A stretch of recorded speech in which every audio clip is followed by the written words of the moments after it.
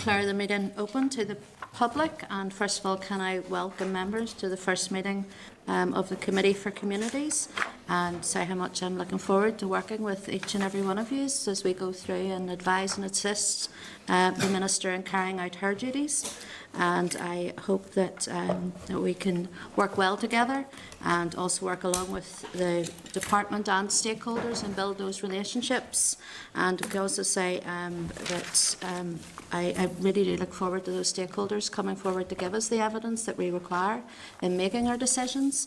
And I can also highlight that we know there's only 2 years left of this mandate, and there will undoubtedly be a lot of work for this committee to do.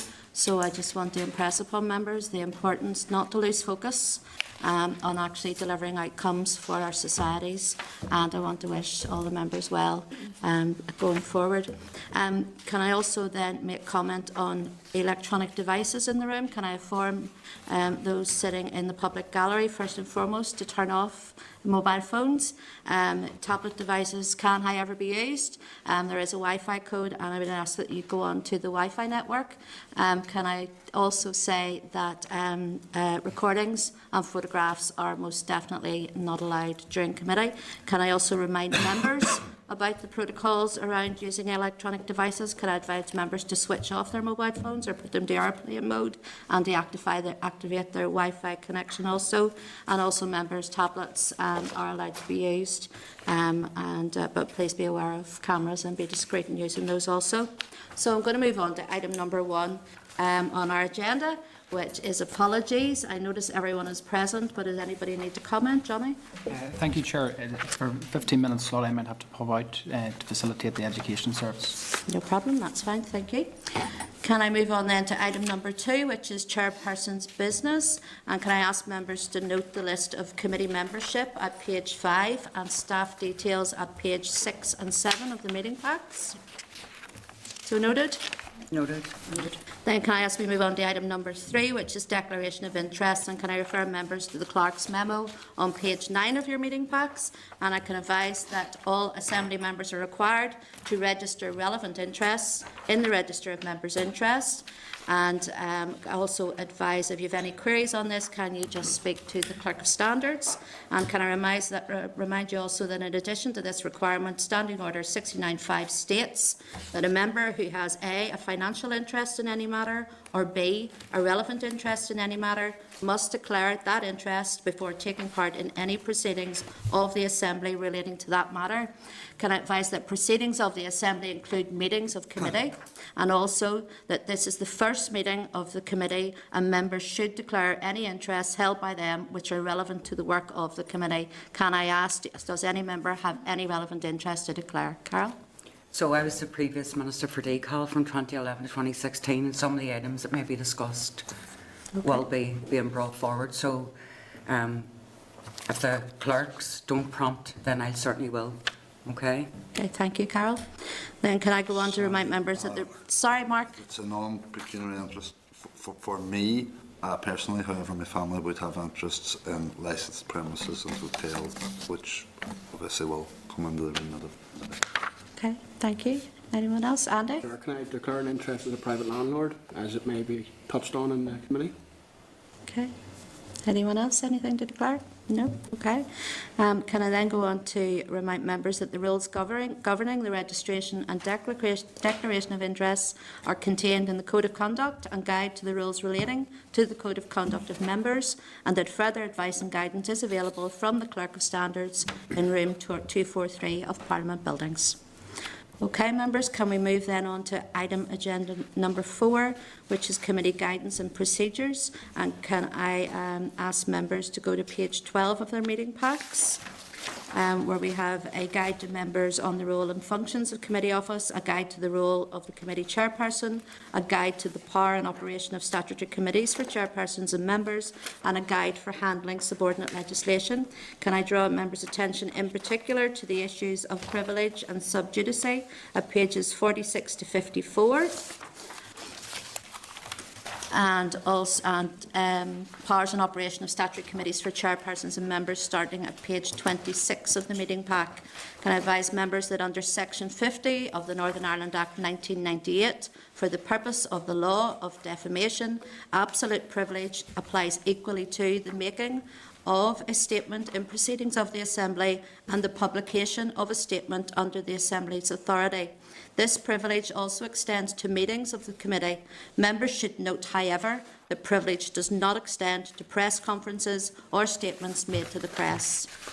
Moving on to sub judice, which falls under Standing Order 73 of the Standing Orders for the Northern Ireland Assembly. Sub judice applies from when a criminal charge or charges is brought, or from when notice of an appeal is lodged to the time that the verdict and sentence have been announced, or from when a civil action is listed for trial under judgment is given. In such cases, the matter awaiting adjudication should not be prejudiced by comment in a public session or of a committee meeting. In relation to research papers, committee research papers, can I seek agreement that these will be automatically published on the Assembly website unless the committee decides otherwise? Thank you. And can I advise members to raise any queries in relation to the guidance documents with the clerk? Okay, members? Bear with me. Moving on to item agenda number 5, which is departmental guidance on timescales for interaction between Assembly committees and departments. And can I advise you to note the document, departmental guidance timescales for interaction between Assembly committees and departments at page 35 of your meeting packs. So noted, members? Yeah, noted. Thank you. Item number 6 is departmental organisation chart, and can I ask members, could they note this at page 40 of their meeting packs? Noted. Thank you. I also want to ask members to note the wide remit of the department and the importance, therefore, of prioritising issues for inclusion in the committee's forward work programme as this is developed. Okay, members, moving on then to item number 7, which is committee approach to dealing with correspondence and requests for a meeting which are not linked to strategic priorities or statutory duties. And again, we're just looking at the approach here, not at the actual correspondence. Can I refer members to page 47 of the pack? Can I ask our members content with the suggested approach to correspondence as detailed in the paper? Yes. Okay. Okay, thank you. Then can we move on to agenda item number 8, which is sample protocol on conduct and courtesy in committee meetings. And can I refer you to page 52 of your meeting pack?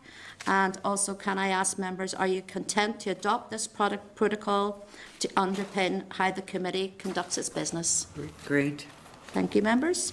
Moving on now to agenda item number 9, arrangements for committee meetings.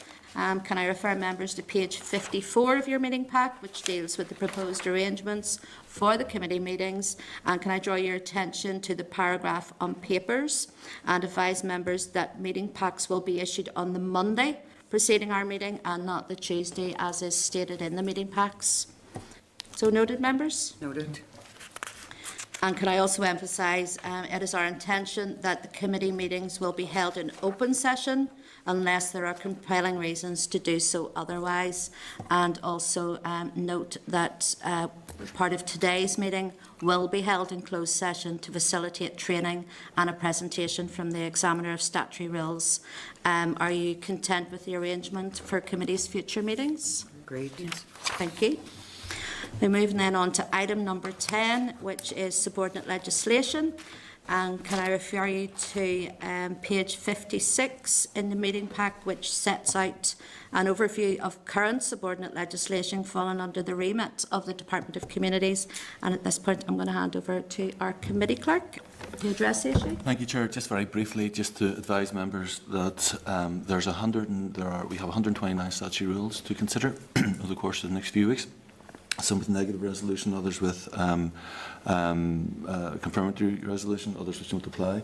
The memo says 174 regulations, that's the department's estimate, but some of those we believe are their commencement orders. They apply only made by the Secretary of State, but they're going to write to us to clarify the disparity between what we estimate and what they have estimated. So we'll come back to members on that. That should be done within the next couple of days, Chair. Okay, thank you. Members, any questions on that? Yes, Carol? Chair.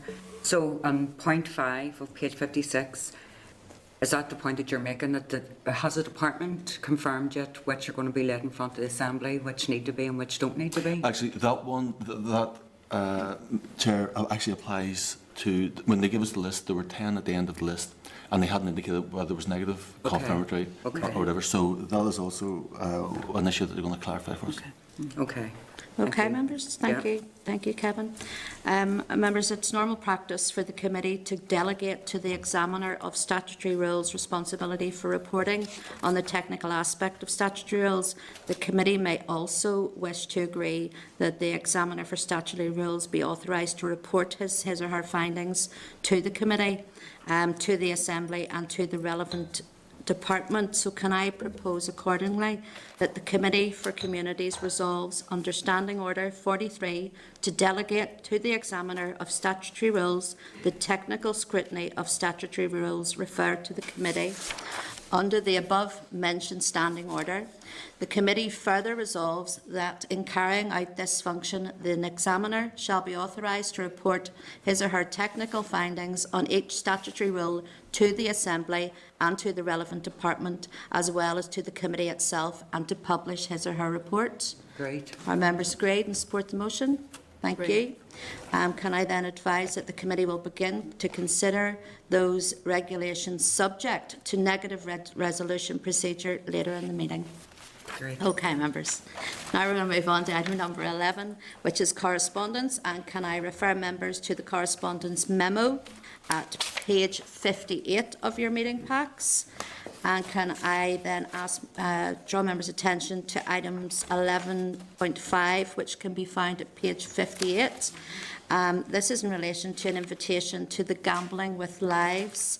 I believe at this stage it would be inappropriate for me to attend and speak at it as chairperson for the committee, given that the committee has not yet considered the issue on gambling, and just advise there is ongoing departmental consultation on the regulation of gambling, which ends on the 21st of February 2020, and the committee will be presented with legislation in due course.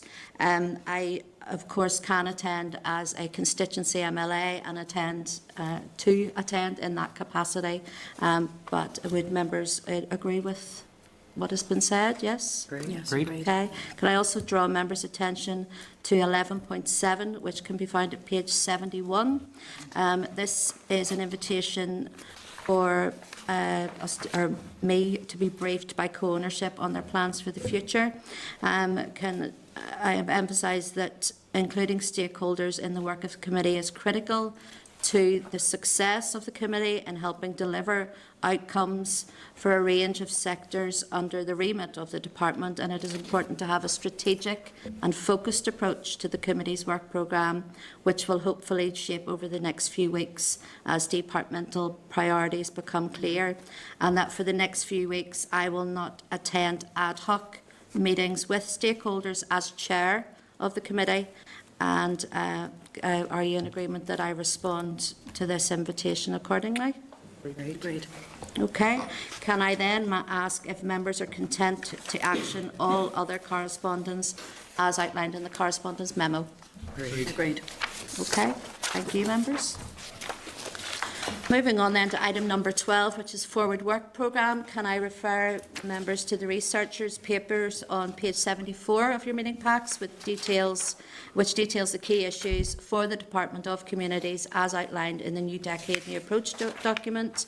Can I also advise that these issues are likely to form a large part of the committee's initial work programme, and again, can I ask the clerk to brief the committee on this? It's Chair again, very briefly.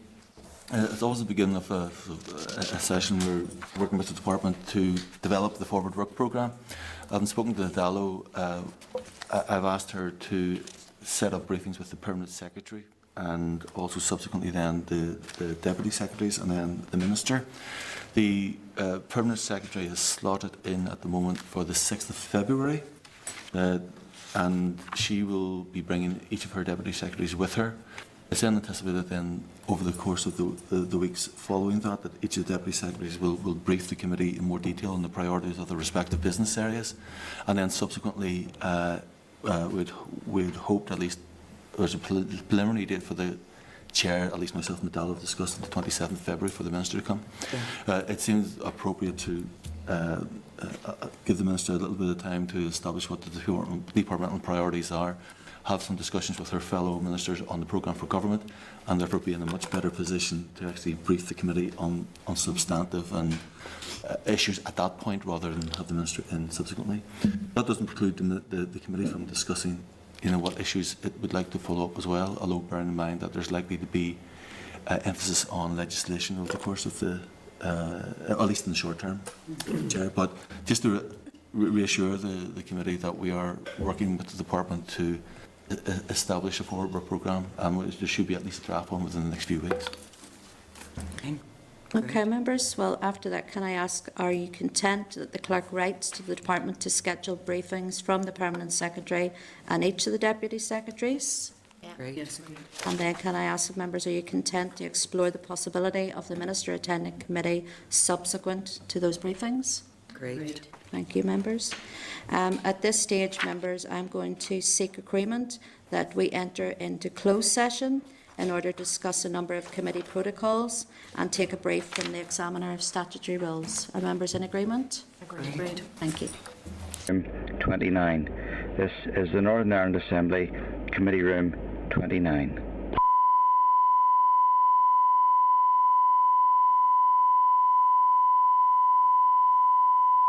This is the Northern Ireland Assembly, Committee Room 29. Can I declare our meeting open to the public again? And given the time, members, would members be content that we suspend the committee and reconvene at 12:45? Are members content? Okay. And therefore, I'll close the meeting again until 12:45. Is the Northern Ireland Assembly, Committee Room 29. This is the Northern Ireland Assembly, Committee Room 29.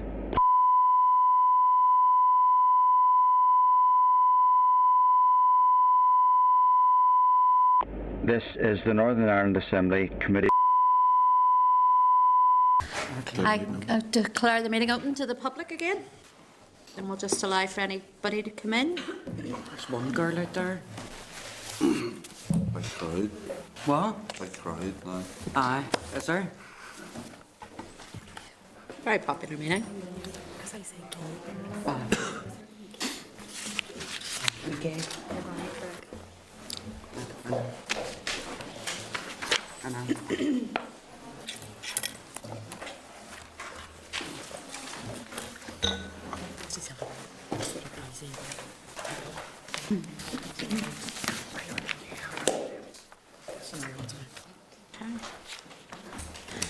Okay, just again to inform those in attendance, anyone in the public gallery must turn off their mobile phones. They can use tablets, however. This should only be used through Wi-Fi connection. No recordings or photographs are allowed to be taken during committee, and also to members as well to remind them to put their mobile phones into airplane mode as well and their Wi-Fi on. Can I also then go on to advise members that the next stage of the meeting is to consider a number of statutory rules subject to negative resolution. Okay. There are within our packs the relevant statutory rules are to be considered. We have changed from what our original pack says to a new running order, so members will see that sitting in front of them if they could go by the new running order. And we're going to start off with statutory rules relating to houses in multiple occupation. And one of these rules, SR 219/37, the Houses in Multiple Occupation Space Standard Regulations Northern Ireland, has been included as a tabled paper for members. So can I then go on and invite our official, David Grimley, who will be dealing with SRs relating to houses in multiple occupation to the table. There's going to be lots of tongue twisters this afternoon.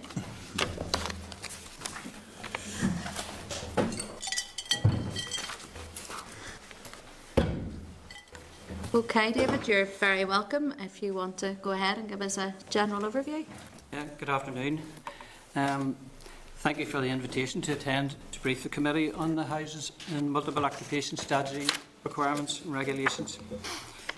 What was it?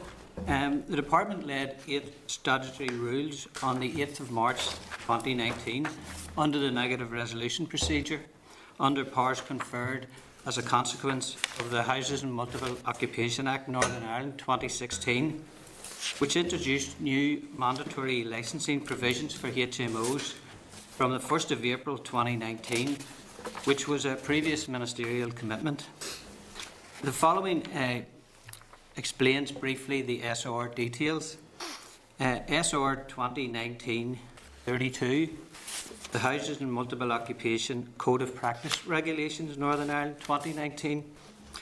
This provides that the Department approves a statutory code of practice for landlords, laying down the standards of conduct and practice to be followed with regard to the management of houses of multiple occupancy.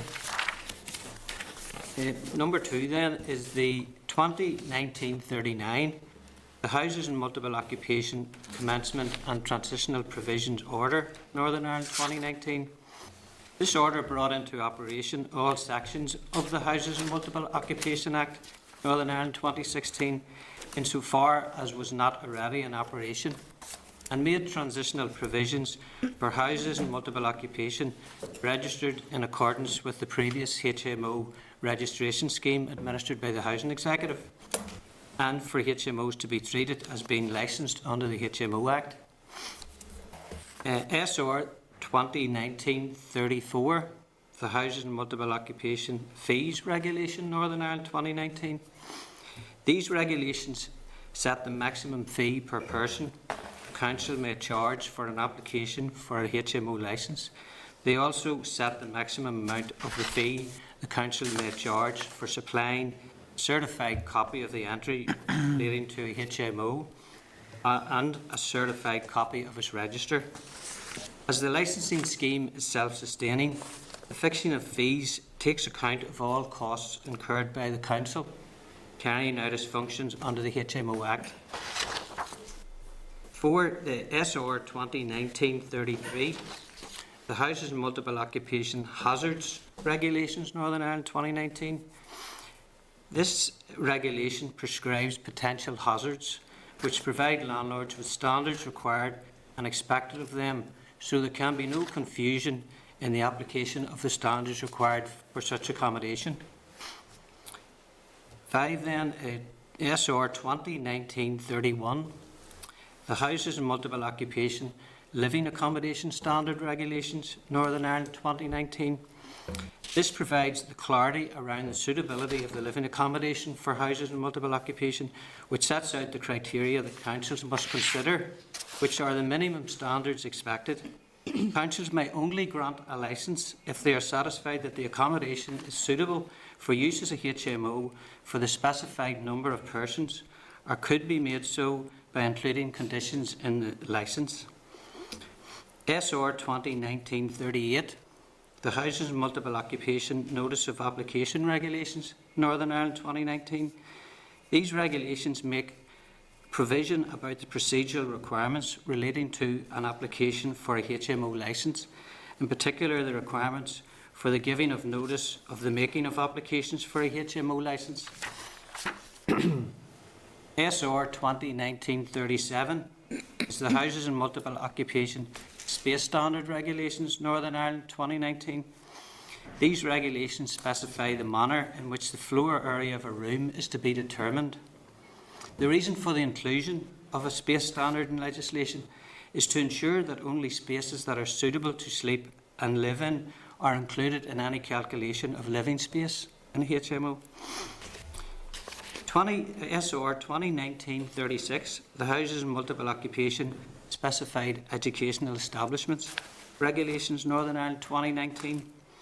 This regulation provides where a building is managed or controlled by an educational establishment which is listed in these regulations, and that the educational establishment is a member of a recognised specified accreditation referred to in Regulation 2, then that building is not a HMO for the purposes of the HMO Act. So what did the SRs do? The laying of the regulations made into law the remaining sections of the HMO Act 2016 and brought about a change in control and administration of the HMO function. Local councils are now responsible for the HMO regulatory function, which requires landlords to meet important quality and safety standards before a HMO is let. These regulations provide further clarity on licensing requirements, which mean that the management control of HMOs will be strengthened, which will lead to better standards and housing conditions and improved quality of life, particularly for tenants. The new licensing scheme, as I said, is managed by the Northern Ireland HMO unit based in Belfast City Council, who process applications and enforce the regulations across Northern Ireland, ensuring the terms and conditions of the licences are complied with by landlords. So what would be the likely impact if the regulations hadn't been made? There had been overwhelming support for the introduction of a new HMO regulatory regime, both during consultation and the passage of the bill in the Assembly. So under the Northern Ireland Executive and Exercise of Functions Act 2018, it was considered in the public interest to approve this request for these regulations.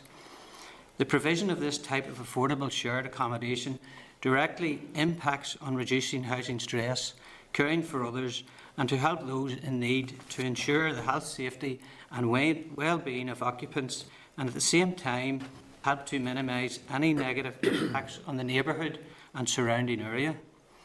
The new licensing scheme addresses issues in HMOs which require landlords to meet important standards on quality and safety before a HMO is let. It is considered the mandatory licensing of HMOs will be effective in raising property conditions and standards. Chair, I'm happy to provide any further clarification. Thank you, David. Carol, I know you wanted to bring up some issues. So thanks, David, for that.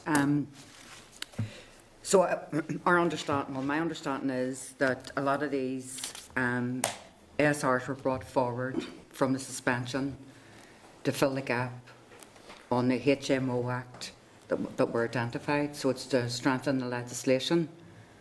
The HMO Act 2016 was the bones of the Act, which provided 19 powers, of which powers were examined as to what should be brought in and what was needed in order for councils to operate the scheme. Okay. We decided that the use of 8 of those powers were needed, hence 8 regulations. Okay, and these are subsequent regulations to those? These are subsequent regulations to the HMO Act. The 2016? Yes. Okay. Which brought in all the remaining provisions that were in the HMO Act and provided councils with requirements in order for them to operate the licensing scheme. Because previous to that, before the HMO Act was introduced in 1916, it was a registration scheme operated by the Housing Executive. When the HMO Act and the subsequent regulations are introduced from the 1st of April, then a licensing scheme was in operation, operated by councils. So the concern is, and I don't know which statutory rule this would meet, but the concern is that even though councils are asked under their licensing regime to charge £45 per person annually, that the council isn't fit, hasn't got enough, rather than not being unfit, hasn't got enough staff to regulate this, as they don't for the private or the mandatory regulation of the private rented sector. So that's one thing. Secondly, even during the council's consultation into the local development plan, and they were talking about looking at things. I know it's not the same, but Airbnbs, but they certainly were looking at HMOs under, I think it was like HOU 5. It was on that housing. There were concerns around that. So while this looks good, this looks like it's strengthening the conditions on those operating HMOs to ensure their tenants have better living standards. There's still gaps between how the council actually enforce this when the experience that we have is that the council are overwhelmed. Right. We have, the department are responsible for the policy and legislation, and the councils are responsible for operating the new licensing scheme. Belfast City Council operate a shared service, of which Causeway Coast and Glens and Derry City, Strabane are like cluster councils, Yeah. which look after other councils broken up throughout Northern Ireland. But the main council is Belfast City Council. So we have a memorandum of understanding with Belfast City Council, and we hold monitoring meetings. And certainly the reason for having those is for them to report on how the operation of licensing across Northern Ireland is operating. We have no reason to believe, everything's very positive, we have no reason to believe that all councils are operating it differently. Now, we did make reference to the point of, you made reference earlier about the fee being £45. The actual fee that they're charging at the moment is £37, and as far as I am aware, it's £37 per person per annum for HMO right across the board. But I can go back, certainly. I'm due to have a monitoring meeting with councils next month, so I can discuss that with councils to get clarification if there are different charges. But the No, 45. I think it said here in our packs that it was Is that the maximum? That's as the a maximum. Yes, yes. Yeah, the maximum If off. it's self-financing, maybe Yeah. some councils. Yeah, would like that. the maximum is 45, and the reason why it was put in as 45 initially was that consultants were brought in order to work out what the costing would be for councils to operate the scheme based on the fact that it's self-sustaining. When they looked at resources required and their costings, they were able to say that it would start off at £37, but the possibility after a year it may have to be increased if there's not sufficient money that's coming in from No, management. that's fine. There's a logic to that, but the question that we're asking is that, and I'm not doubting that your meetings have been positive, but my experience as an elected rep on the ground is the complete opposite. Right.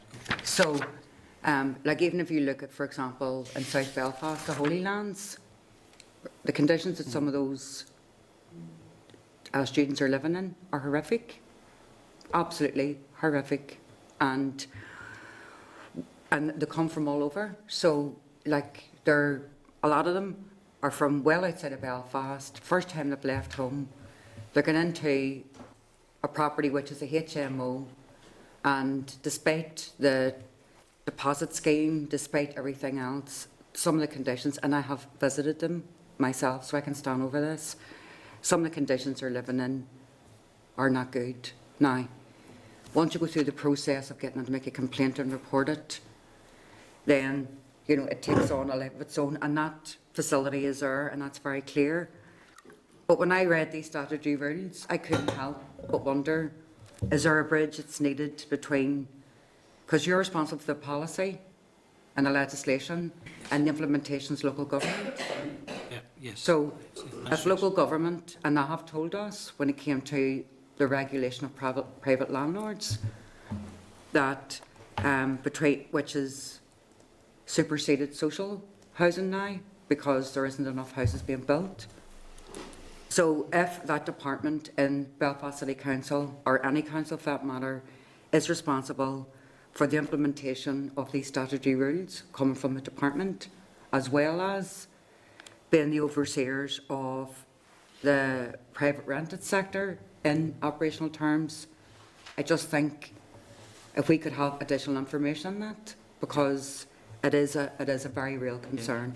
Just to survey our role for the department to assess the effectiveness of the respective councils and carrying out the checks. Yeah, no one who was coming here today, I actually had been in contact with councils in order for them to give me an update just on the progress in relation to as it was introduced on the 1st of April, They have given me details in relation to how many licences were issued from the 1st of April until the 21st of January. A couple of days ago, there were 234 licences issued. Inspections undertaken were 1,207 inspections. Now, the new legislation and licensing brought about a new provision in that the councils can operate at fixed penalty notices. Yeah. To date, since the 1st of April, they have issued 24 fixed penalty notices, and those fixed penalty notices are for non-compliance with the law for non-licensed HMO owners and non-licensed HMO agents. So in the initial stages, the fact that that has only been launched, it shows the inspections that they're carrying out and the number that they are uncovering that are unlicensed. So that means that those HMOs can't operate as HMOs.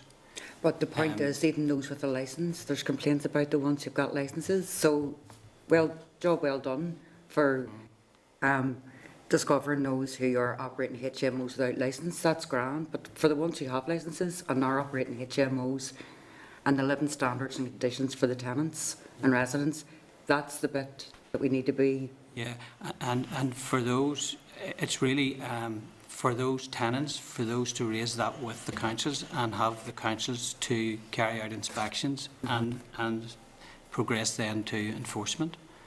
And that's what the HMO Act does when you see the results of that, particularly the fixed penalty notices. And then, of course, if the fixed penalty notice isn't paid, then the councils can take them for prosecution. No, fair enough. But we'd still need additional information. Yeah, certainly. I can get additional Brilliant. information. Can I just clarify just what details I need? Because I'll have to contact the councils as I do the operations for them. Can I just clarify just exactly what I need to Well, get? we can clarify that through the clerk, so we Yeah. can, at the end, there's a few more members actually want to ask questions Okay, too, okay. so it might actually add on to that. And remember, members, when you're addressing, it's through the chair. Robin, you're next. Thank you, Chair, and thank David for coming along to the committee. It's just a short question, I think, David, short explanation. In the SR 2019-36, which is the specified educational establishments, which might indeed fall into some of the areas that were previously being referred to, in particular reference around the Holy Lands. Just clarify for me what the specified educational establishments might be in this area. Specified educational establishments are actually Or listed. they're actually listed. Queen's University, under Regulation 2, Queen's University, Ulster University, Stranmillis University College, St Mary's University College, Belfast Metropolitan College, Northern Regional College.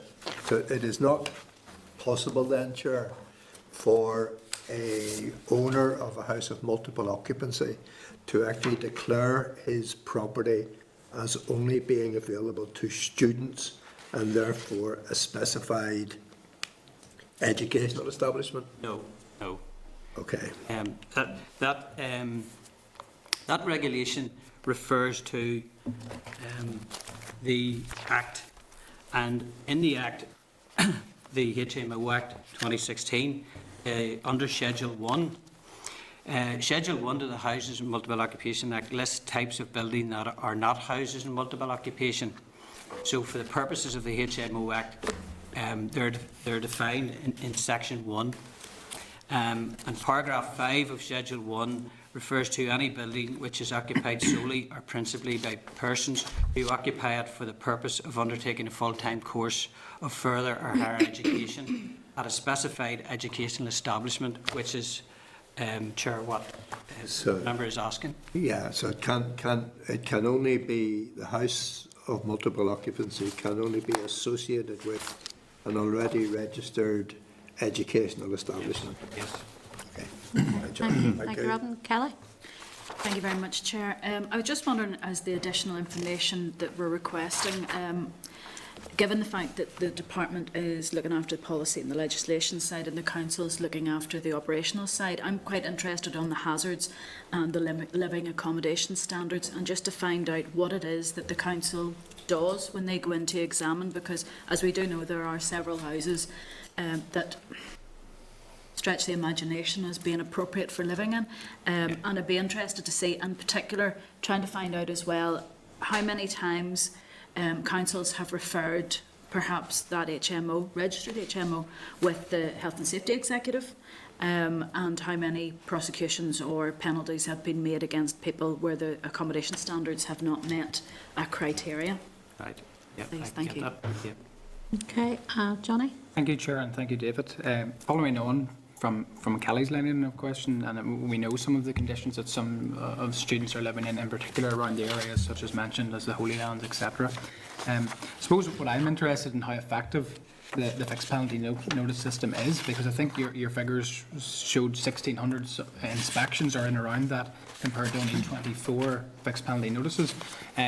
Obviously, I would tend to believe that there would be some form of evidence gathering before an inspection would take place. How rigorous is that evidence before you go for an inspection? Some detail around that would be useful, and perhaps maybe even a breakdown of the number of inspections per council area that you're dealing with. Thank you. Okay, anything else from members on this issue? Okay, I think, thank you, David, firstly, for that. I think at this stage, members are of the opinion that we want to leave this section of statutory rules and get you back again, all being well, next week. What will happen then is Kevin and some of us will look at what information we need, and then we will give you that information to bring back to the committee, if that's okay. Is that okay? That's great. All right. Okay. Thank you, David. Thank you. Okay, members, then I want to then look at our next set of statutory rules, which will broadly would be pension issues. I'm going to invite Jerry McCann and Doreen Roy to the table, please.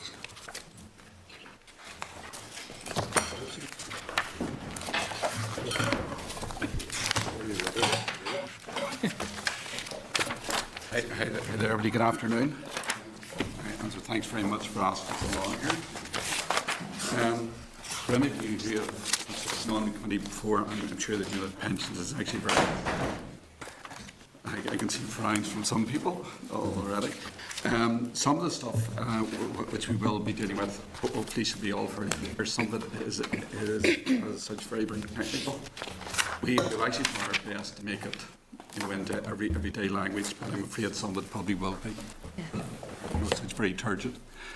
So Doreen is actually going to work her way through, and then as we deal with each separate, if you have any questions, I'll see what I can do to help you out. Okay, thank you. Okay, just to give you some general information before we go through statutory rule. You're probably aware, but by way of background, there is in effect a single system of pensions across GB and NI, with many schemes operating on a UK-wide basis. Similarly, the Pensions Regulator, the Pensions Ombudsman, the Pension Protection Fund, etc. all operate on a UK-wide basis. All of the following rules are strict parity measures which were necessary to maintain this single system in line with Section 87 of the Northern Ireland Act 1998. Starting with those statutory rules which deal with automatic enrolment. If the committee agrees, I can speak to SR 2017 number 54, 2018 number 52, 2019 number 30, which are annual orders, and SR 2017 number 38, the Occupational and Personal Pension Schemes Automatic Enrolment Regulations, Northern Ireland 2007. Some background. Employers must automatically re-enrol any workers aged 22 to pension age earning over £10,000 per year. This is known as the earnings trigger. and employer and employee must contribute. Employees aged 16 to 74 and earning over 6,136 can opt to be automatically enrolled, and again, the employer and the employee must pay contributions. And contributions are paid on qualifying earnings. These are annual orders which set the appropriate amounts and rounded figures for different pay periods, for example, weekly, 4 weekly, etc. Whenever the Secretary of State makes an order in relation to GB, the Department may make a corresponding order for Northern Ireland. We have no power to set different amounts. The first 2 orders have now been revoked and replaced by the current order, SR 2019 number 30, and the current amounts are for the earnings trigger, £10,000 per year, and qualifying earnings or earnings between 6,136 and 50,000. Do you want to do that one first? Is there anybody who has anything? Any questions on any of that? Do you want to read those into the rules first, so you keep an eye on where they are, because I know that one goes down then? Yeah. Okay. Just to be clear, then, excuse me, on the briefings just received, and just read those ones. Okay. So members, bear with us now as we start this. Okay. I'm going to proceed then with, are we going to proceed with the first 6 or first 4? Because, can you clarify again with me exactly which ones that we're going to read first? The Occupational and Personal Pension Schemes, Automatic Enrolment Regulations, NI 2017, number 38. That should be the next set, which we will, actually deal with. So far we have just dealt with the 3 orders. Yeah. Okay, the 3 annual orders. Ours are in slightly different order here, so that's why we're just... Okay, you're happy enough. Sorry, just to be clear what we're dealing. Yeah. Okay, so we've dealt with the 3 annual orders first. Okay, well then, you keep me right okay, then for the here. earnings trigger Okay. orders. Okay, we've dealt with those. We're now going to move on then to the next set of regulations, okay, which also fall under automatic enrolment. That'll do then. Yes, that's easier. Right. Yeah. Okay. Okay.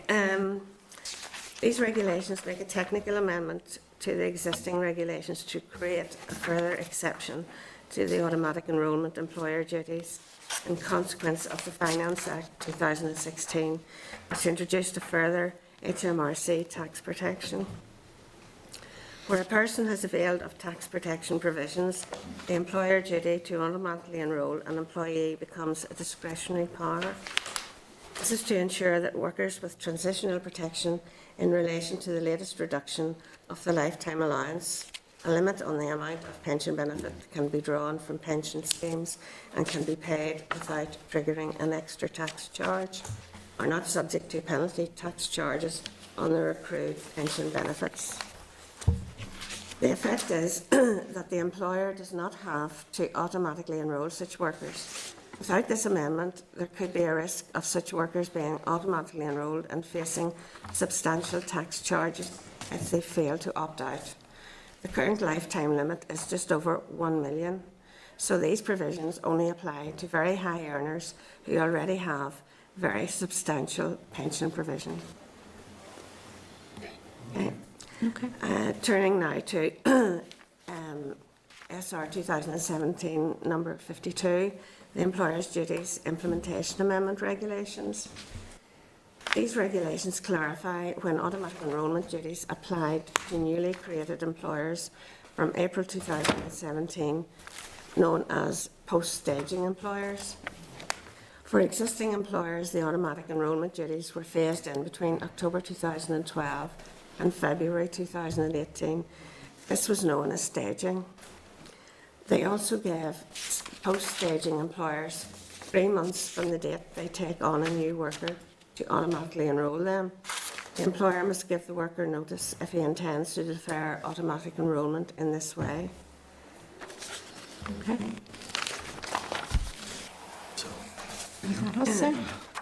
The next statutory rule, 2017, number 181, Employers' Duties Miscellaneous Amendments Regulations. These regulations make further amendments to the implementation regulations to align the deferral date for post-staging employers with that specified in Section 4 of the Pensions No. 2 Act, Northern Ireland 2008. The regulations also make consequential amendments. So that's finished for that section. Okay, look, thank you. I think I'm confusing everybody here because mine are in a little bit different order, but we're fine. Okay, members, then we will start then by reading the first 6 statutory rules individually into the record as follows. So first of all, we'll start off with SR 2017-54, automatic enrolment, earnings trigger and qualifying earnings band order, Northern Ireland 2017.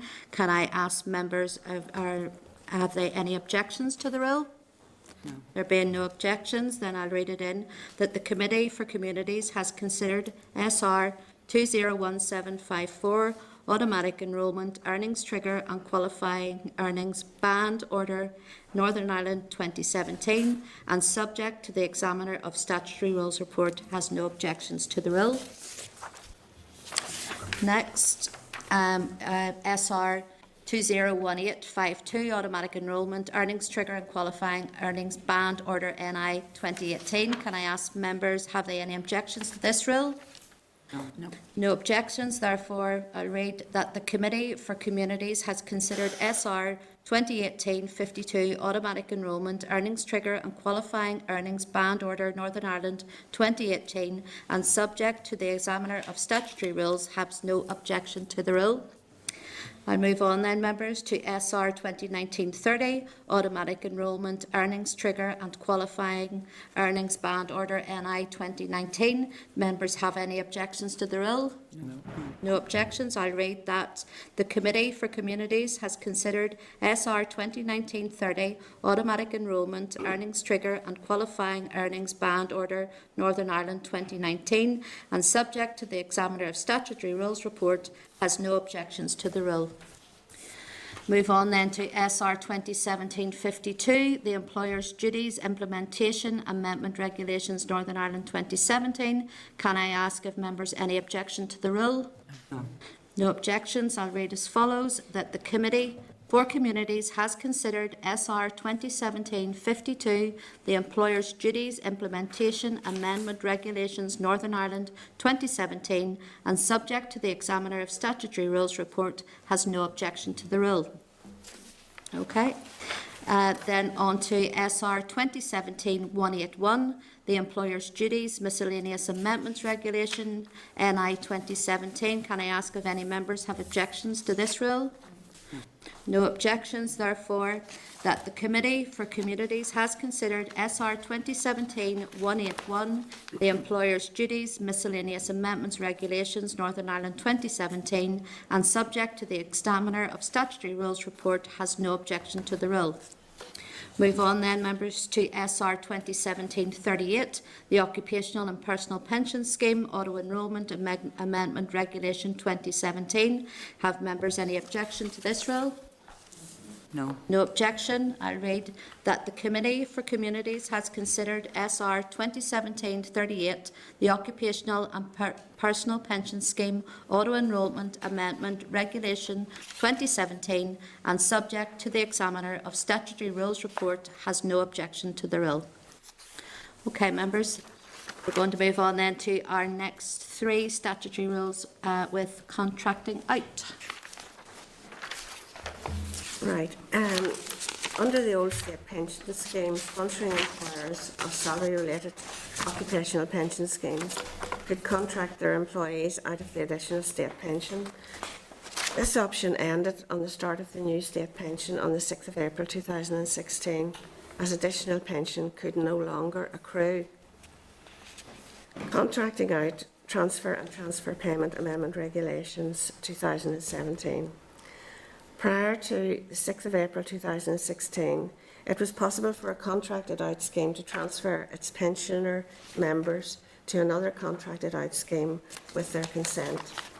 Following abolition, such transfers were not possible, with the result that where schemes got into financial difficulties, pensioner members ended up in the Pension Protection Fund, even though they could have been better off if they were transferred to a new scheme. Such transfers carry a number of safeguards to ensure that members will only be transferred to a new scheme if it is better for them than transferring into the Pension Protection Fund. Deferred members can already be transferred to a new scheme. Okay? Yeah. The Contracting Out Transfer and Transfer Payment Amendment Regulations 2018. Prior to the 6th of April 2016, it was possible for a contracted out scheme to transfer its members in certain specified circumstances to another contracted out scheme without their consent. Following abolition, such transfers were not possible. These regulations restore the pre-abolition position where transfers could be made between connected employers without members' consent, subject to certain safeguards. The regulations allow transfers by connected employers to a new salary-related scheme without the members' consent, subject to safeguards, for example, that the benefits provided by the new scheme would have met the statutory standard had it been a contracted out scheme. Such transfer could occur for a variety of reasons. For example, to consolidate a number of small schemes to benefit from economies of scale and to reduce management and administration costs. Okay. Thank you. Next is the occupational pension schemes and social security schemes that were contracted out and graduated retirement benefit miscellaneous amendment regulations 2017. These make miscellaneous amendments relating to contracting out, for example, to make clear that certain regulations that applied to transfer and transfer payments of contracted schemes apply to schemes that ceased to contract out on the 6th of April 2016. They also make provision in consequence of the introduction of bereavement support payment by providing that schemes are liable to pay an inherited guaranteed minimum pension to a surviving spouse or civil partner in receipt of a bereavement support payment. It also makes provision relating to the revaluation of guaranteed minimum pensions. The regulations also provide for the calculation of a lump sum payment for individuals who gained entitlement to graduated retirement benefit under the old state pension between 1961 and 1975. Okay. Thank you. Next are the guaranteed minimum pension. Sorry, but that's Oh, the we're end. going to do those Yeah. three. Yeah. We're going to do those That's three right, first. right. Okay. Members, any questions on any of those? No. Okay. Then we can go ahead then and read those three SRs individually into the record. So we start with SR 2017-111, Contracting Out Transfer and Transfer Payment Amendment Regulations NI 2017.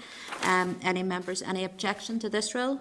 No. No objections. I'll read that the Committee for Communities has considered SR 2017-111, Contracting Out Transfer and Transfer Payment Amendment Regulations Northern Ireland 2017, and subject to the Examiner of Statutory Rules report, has no objection to the rule.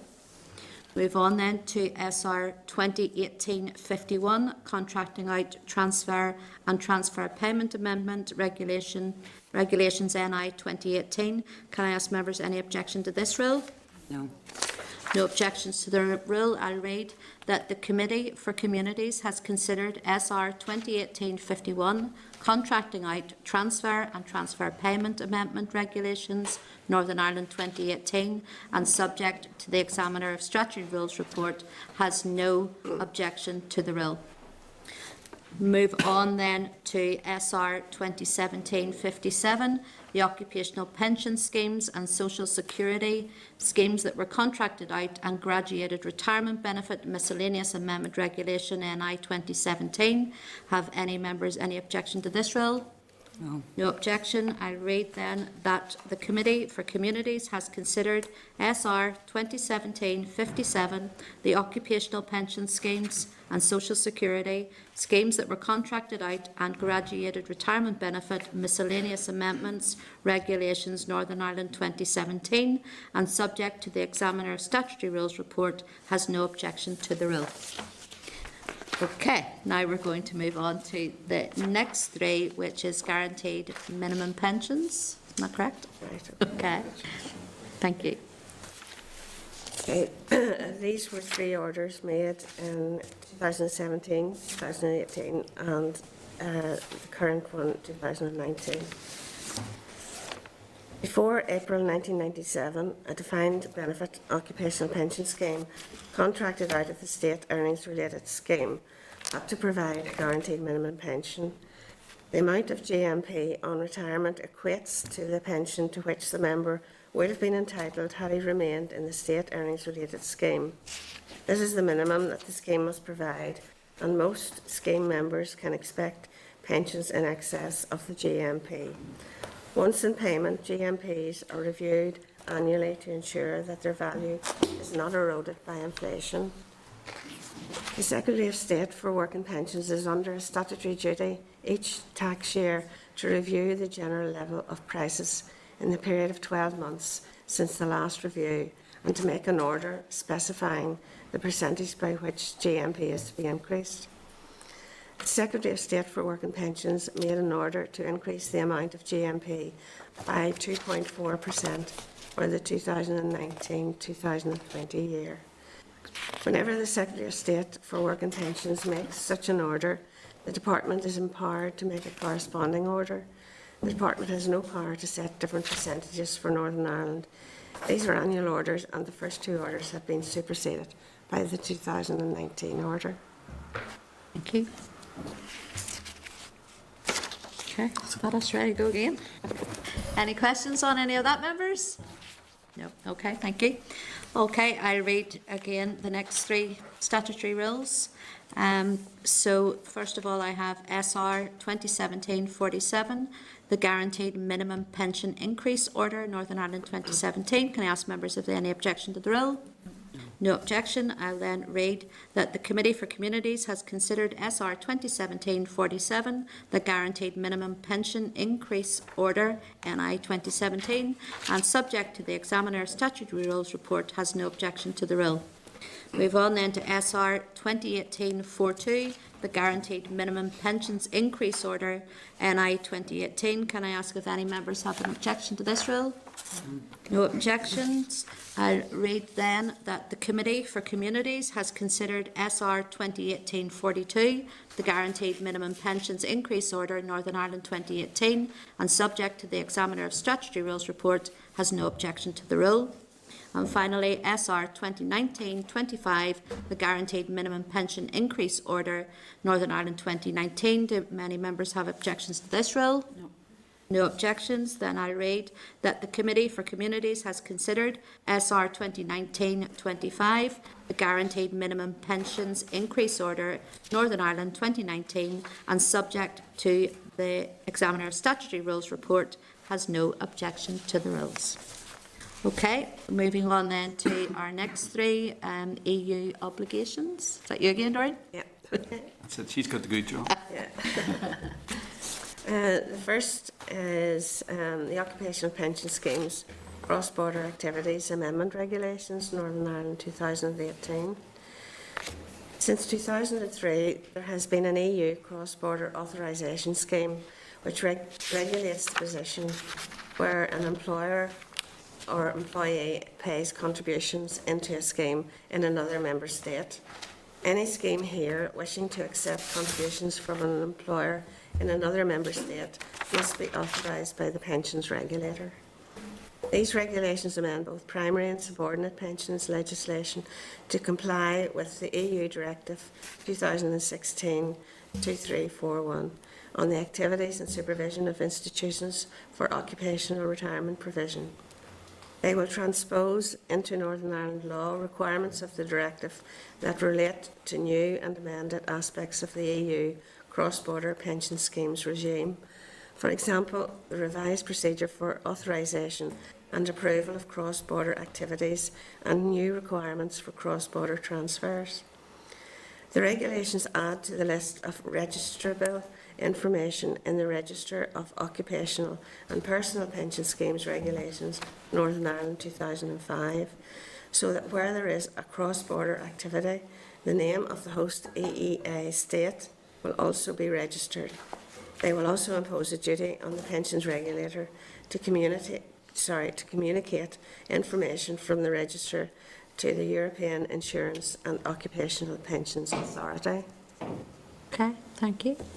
Oh, sorry, Yes, can I just go ahead. ask, so that really means then, even with Britain exiting in the EU, that everybody's rights are still protected under? Yes, as you know, how it shall work is that all of these rules shall carry on until the end of this year. Okay, And so the future rules as such may depend on what and so further deal actually happens to emerge, whether or not we stay inside this okay. system or not. However, I think we are confident that the actual systems which we have in place here anyway, they would work to make sure people's rights are actually safeguarded. Okay, Right, so we don't have any concerns, should we That's okay. as such fall out of that regime. thank you. Okay, any other questions on that? Do we know how many people roughly that would affect? Any idea? I don't know the exact figures, but I suppose the numbers are actually small. Even here inside the island of Ireland, where you might have thought there might be more than from maybe some other states, but it's actually very small. But I don't have the actual figures. The figures I saw were actually for the whole of the UK, and there were, I think, sort of 2 schemes maybe which actually operated, as such between the UK and Ireland. But I'm saying that from the top of my head here. I would actually have to check to give you the absolute figure. But as far as I remember, it's actually a very small number of schemes. Okay, all right. You ready then to read these into the record? Sorry. Okay. Can I then start with SR 2018-182, Occupational Pension Schemes Cross-Border Activities Amendment Regulations, NI 2018. Can I ask members any objection to this rule? No. No objections. I'll then read that the Committee for Communities has considered SR 2018-182, Occupational Pension Schemes Cross-Border Activities Amendment Regulations Northern Ireland 2018, and subject to the Examiner of Statutory Rules report, has no objection to the rule. Then on to SR 2018-214, the Occupational Pension Scheme Governance Amendment Regulations NI 2018. Any objections to this rule? No objections.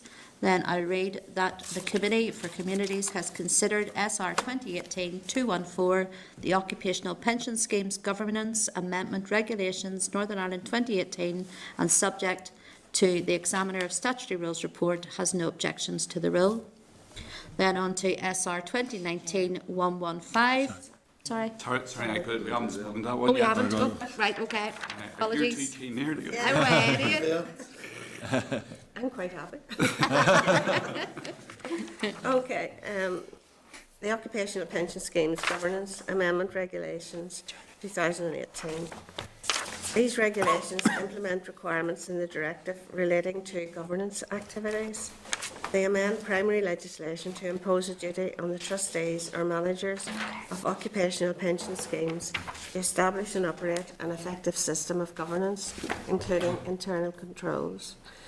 The system must be proportionate to the complexity, scale and organisation of the scheme and the nature of the risks to which it is exposed. That's the explanation. Okay, and then do we want to do then? There's another set. The- You want me to one more continue? step. Yeah, do the other set and then we'll do them together then. Okay. Okay, is that okay? The Occupational and Personal Pension Schemes Investment and Disclosure Amendment Regulations 2019. These regulations amend existing legislation to implement provisions of the European Union Directive 2017-828 on the encouragement of long-term shareholder engagement by institutions for occupational retirement provision, which relate to workplace pension scheme stewardship and governance. Currently, trustees of pension schemes are required to set out their investment strategy in a statement of investment principles. A statement of investment principles is a written statement governing decisions about investments for the purposes of an occupational pension. Trustees of most occupational schemes must prepare, maintain and periodically revise the statement of investment principles. The regulations place a requirement on both defined contribution and defined benefit pension schemes to explain their policies in relation to how they monitor the investee company on capital structure, how targeted portfolio turnover or turnover range is to be defined and monitored, how they manage actual and potential conflicts of interest in relation to their engagement, details of their arrangements and their asset managers, the duration of the arrangement, how the scheme incentivises the asset manager to align investment strategies and decisions, and how they monitor portfolio turnover, costs incurred by the asset manager. Also, publishing their revised engagement policies, which explain, amongst other things, how they have cast their votes in the general meetings of companies in which they hold shares. In addition, the regulations place a new requirement on defined benefit pension schemes to publish their statement of investment principles and engagement policy statement online. That us then? Yeah. Okay. Members, I need to ask you to go back one then with me and read it again. I enjoy reading these so much, I like to read them twice. So if we can go back then to SR 2018-214, the Occupational Pension Schemes Governance Amendment Regulations, NI 2018. And can I ask members, is there any objection to this rule? No. Okay. There being no objections, I'll read that the Committee for Communities has considered SR 2018-214, the Occupational Pension Schemes Governance Amendment Regulations, Northern Ireland 2018, and subject to the Examiner of Statutory Rules report, has no objections to the rule. I then go on to SR 2019-115, the Occupational Pension Schemes Investment and Disclosure Amendment Regulations, NI 2019. Can I ask any objections to this rule? No. There being no objections, I'll then read that the Committee for Communities has considered SR 2019-115, the Occupational Pension Schemes Investment and Disclosure Amendment Regulations, Northern Ireland 2019, and subject to the Examiner of Statutory Rules report, has no objections to the rule. Okay, we're now going to move on then to our next three occupational pensions revaluation, and I think I've just run through then all three, and then I'll come back and we'll do three together. Well, if the committee agrees, we'll speak to the three orders together because it's annual orders for each of the years. Thank you. And that's SR 2017-232, 2018-54 and 2019-215. Pension law provides for the preserved pension rights of those who leave their salary-related occupational pension schemes early to be revalued. The Secretary of State for Work and Pensions is under a statutory duty to make an annual occupational pensions revaluation order to revalue the member's rights over the period since the member left the scheme. Whenever the Secretary of State for Work and Pensions makes such an order, the Department is empowered to make a corresponding order. The Department has no power to set different rates for Northern Ireland. These are annual orders, and the most recent order applies to early leavers who attain the scheme's pensionable age in 2020. The order ensures that the pension rights of early leavers are protected against inflation. Okay. The three of them. Okay. Right, can you just, for the benefit for me, tell me exactly which statutory rules that covered, just for my benefit, because we're slightly different order here. 2017, number 232. Okay, got that, yep. 2018, number 54.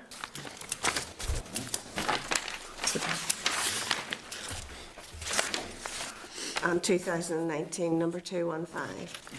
Okay, right, bear with us here because we're slightly... Sorry, hold on. I think maybe that our numbering may have gone awry here. Yeah. Apologies. Oh, okay, sorry about that. And if I just run through them again for you. 2000 and it's 19, number 215. Yes. Yeah.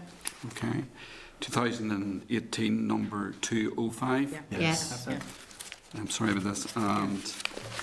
And 2017, number 232. Yeah, right. Okay, does it make sense now? Yeah, that makes sense.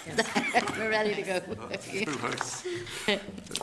Apologies. You're okay. I just don't like reading them that much, so that I have to do it several times. Okay then, members, just bear with us, and then we'll read this set of three then into the record. So the first one then I have on my list is SR 2017-216, 232, the Occupational Pensions Re-evaluation Order NI 2017. Can I ask members if there are any objections to this rule? No. On no objections, I read that the Committee for Communities has considered SR 2017-232, the Occupational Pensions Re-evaluation Order Northern Ireland 2017, and subject to the Examiner of Statutory Rules report, has no objection to the rule. Moving on then to SR 2018-205, the Occupational Pensions Re-evaluation Order NI 2018, and ask members any objections to this rule? No. No objections, then I read that the Committee for Communities has considered SR 2018-205, the Occupational Pensions Re-evaluation Order Northern Ireland 2018, and subject to the Examiner of Statutory Rules report, has no objection to this rule. Then finally in this section, SR 2019-215, the Occupational Pensions Re-evaluation Order NI 2019. Any objections to this rule? No. No objections to the rule, then I read that the Committee for Communities has considered SR 2019-215, the Occupational Pensions Re-evaluation Order Northern Ireland 2019, and subject to the Examiner of Statutory Rules report, has no objections to the rule. Okay, then we'll move on then to our final four on standalone. Yeah. And the first one is the Employment Equality Age Amendment Regulations, 2019, number 93. Currently, some pension schemes pay a higher rate of occupational pension before state pension becomes payable, sometimes referred to as a bridging pension. Under equality law, this does not breach age discrimination rules if the pension reduction occurs between ages 60 and 65, the former state pension ages for women and men, respectively. As state pension age has now been equalised and has started to increase to age 66, these regulations amend the equality rules to reflect the fact that state pension age has increased beyond 65. Without this amendment, scheme members could suffer financial loss, as the scheme could reduce the amount of pension at age 65 without a compensating state pension being payable. These regulations allow the law to continue to operate as intended. Okay, thank you. The next set, the occupational pension scheme. Sorry, that's the end of that one, so you probably want to read that. Do you want to, yeah, it might be. Do you want to read we're this not one then? now. Okay, I'll do that. Then I will continue then with SR 2019-92, the Employment Equality Age Amendment Regulations, Northern Ireland 2019, and ask members if any objection to this rule. No. There being no objection, I'll read that the Committee for Communities has considered SR 2019-92, the Employment Equality Age Amendment Regulations, Northern Ireland 2019, and subject to the Examiner of Statutory Rules report, has no objection to the rule. Thank you. Okay. The next standalone set are the Occupational Pension Schemes Administration and Disclosure Amendment Regulations 2018, number 53. These regulations make technical amendments to require trustees or managers of certain occupational pension schemes to disclose cost and charges information to scheme members and to disclose the pooled funds in which assets are invested by the scheme on behalf of members. In summary, the regulations require the trustees or managers of a relevant pension scheme to provide information about the level of costs and transaction charges applicable to each default arrangement and each fund which members are able to select and in which assets relating to members are invested during the scheme year. To provide an illustrative example of the compounding effect of such charges and transaction costs.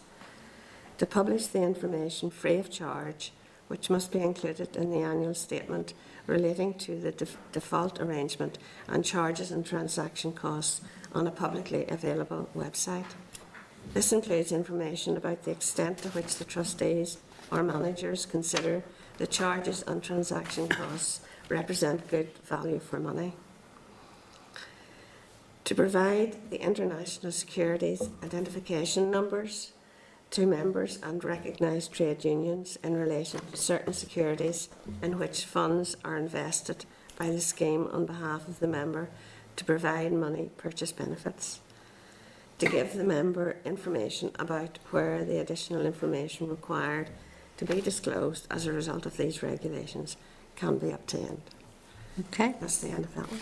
Okay, well then, members, that was SR 201853, Occupational Pension Schemes Administration and Disclosure Amendments Regulations, NI 2018. Any objection to that rule? No. Okay, there being no objection to the rule, I'll read that the Committee for Communities has considered SR 201853, Occupational Pension Schemes Administration and Disclosure Amendment Regulations, Northern Ireland 2018, and subject to the Examiner of Statutory Rules report, has no objection to the rule. Thank you. Okay. The next set are the Occupational Pension Schemes, Employer Debt and Miscellaneous Amendments Regulations 2018. When an employer's relationship with a defined benefit occupational pension scheme ends in an employer cessation event, the employer may be liable for what is known as an employer debt. An employer cessation event occurs when an employer in a multi-employer scheme ceases to have any employees who are active members of a scheme at a time when at least one other participating employer is active members of the scheme. The amount of the debt is calculated by reference to the cost of buying out members' benefits with an insurance company. If the scheme does not have sufficient funds to cover this cost, an employer debt is due. Existing law already provided for a number of arrangements where an employer need not pay an employer debt. For example, if the employer's pensions liabilities can be appointed to another participating employer, normally where the employers are associated with one another. However, it was recognised that employer debts could be challenging for a business, and these regulations ensure that all types of employers and multi-employer schemes are given feasible opportunities to manage their employer debt liabilities. The aim is to minimise the costs and economic distress to the business, whilst keeping the interests of pension scheme members protected. For example, if the trustees are satisfied that the employer can continue to meet its liabilities to the scheme, the employer can continue to pay the employer debt. The deferred employer will continue to be treated as an active employer with all their pension responsibilities to the scheme. Employers who temporarily cease to have an employee who is an active member have a period of grace of up to 36 months before the employer debt is triggered to allow for other employers to become active members. The regulations also make some technical and consequential amendments. Thank you. Kelly, you want to come in? If I might, Chair, I just wanted to double check on this one. Does this relate only to those companies that are located in Northern Ireland and the UK? What happens if it's an employer that ceases, but the employee lives here in Northern Ireland, but the employer is outside of the UK? Well, by the law which we have here only would apply inside of NI, and there is a set of regulations which also applies inside of GB. Okay. Okay. But that brings us back to the earlier set where we dealt with cross-border, and for you to be able to go into the other scheme, but you have to, as I said, there are other hurdles which you have to pass to ensure members' rights are being safeguarded. Okay, thank you. Okay, members. Now we need to read this statutory rule into the record. So this is SR 2018-49, the Occupational Pension Schemes, Employer Debt and Miscellaneous Amendment Regulations, NI 2018. Any objections to the rule? No. No objections, then we'll read that the Committee for Communities has considered SR 2018-49, the Occupational Pension Schemes, Employer Debt and Miscellaneous Amendments, Regulation Northern Ireland 2018, and subject to the Examiner of Statutory Rules report, has no objection to the rule. Okay, and finally, is that us? One more? Yes, one more. But this is the best one. Best for last. The next one is the Occupational Pension Schemes, Preservation of Benefits and Charges and Governance Amendment Regulations 2018. Automatic enrolment, which we discussed briefly earlier, is reshaping the defined contribution, also known as money purchase, pensions market. The market is evolving from one with many small schemes to one with fewer but larger schemes. It is accepted that small pension schemes can represent fair value for money for their members. For example, the absence of economy of scale can lead to significantly more being spent on charges and smaller schemes being less able to negotiate with service providers to deliver good member outcomes, etc. The regulations make technical amendments to simplify the conditions which must be satisfied for trustees or managers to transfer members from one scheme to another without having to seek explicit consent from each member. They also maintain the protection offered by the cap on member-borne commission charges in pension schemes used for automatic enrolment when members are moved between or within schemes without their active consent. Trustees of all pension schemes have a fiduciary duty to act in the best interests of their members, and this duty will continue to be the underpinning principle in considering a transfer of members without their consent. In relation to bulk transfers, trustees will need to consider two elements of what is the members' interests. Firstly, that the scheme is a well-run scheme in which members' rights and benefits can be judged to be secure. Secondly, that the member outcomes will be of similar or better than those in the seating scheme. The regulations provide that where a member has accrued rights to money purchase benefits without guarantees, those rights can be transferred to another scheme without the explicit consent of each individual member. Unless the transfer is to a prescribed schemes, the trustees must take advice from a suitable, qualified, independent professional before making the transfer. Hey, thank you. Okay, members. Any questions on that? Nope. Okay, then we'll proceed then with SR 2018-54, the Occupational Pension Schemes, Preservation of Benefit and Charges of Governance Amendment Regulations NI 2018. Any objections to this rule? No. No objections. I'll read then that the Committee for Communities has considered SR 2018-54, the Occupational Pension Schemes, Preservation of Benefit and Charges and Governance Amendment Regulations NI 2018, and subject to the Examiner's Statutory Rules Report, has no objections to the rule. Can I say a big thank you to both Jerry and Doreen, and we look forward to seeing you again next week. At least my voice made it through. It did. Big thank you, and I know we're going to see you several times now. So, yeah. I think maybe next week again. Yeah, big thank you. Appreciate it. Thank you very much. Thank you. And I suppose it's just to remind members that the same process will be followed next week and in subsequent weeks till we get this backlog of SRs addressed. Can I then now ask members to turn to agenda item number 17, and that's any other business. Can I ask members to have any other business? Nope, no other business. Then I'll ask members to turn to item agenda number 18, date, time and location of next meeting. Can I advise that the next meeting of the Committee for Communities will be at 10 a.m. next Thursday, the 30th of January 2020, in room 29 here in Parliament Buildings, and is also scheduled for an afternoon session. Thank you, members. Thank you. This is the Northern Ireland Assembly Committee Room 29. This is the Northern Ireland Assembly Committee Room 29.